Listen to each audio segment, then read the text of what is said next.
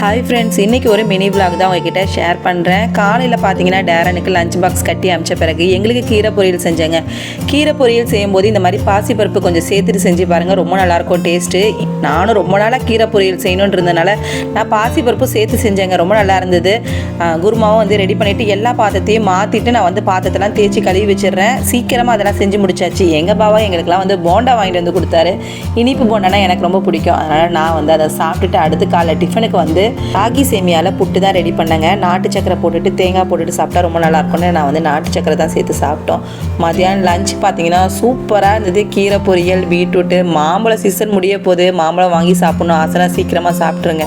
அதனால் நானும் வந்து மாம்பழம் வச்சு சாப்பிட்டேன். நைட்டுக்கு என்ன செஞ்சேன்னா, நம்மளுடைய பீர்க்கங்காய் குருமா இருந்தாலே குருமானாலே சப்பாத்தி வேணும் அப்படின்னுவாங்க. அதனால் சப்பாத்தி தான் ரெடி பண்ணேன். நைட்டு சப்பாத்தி செஞ்சுட்டு பீர்க்கங்காய் போட்டு நீங்கள் குருமா ரெடி பண்ணலாம், ரெடி பண்ணி பாருங்கள், ரொம்ப சூப்பராக இருந்துச்சு. குருமாவும் சப்பாத்தி வச்சு நைட் சாப்பிட்டேன்.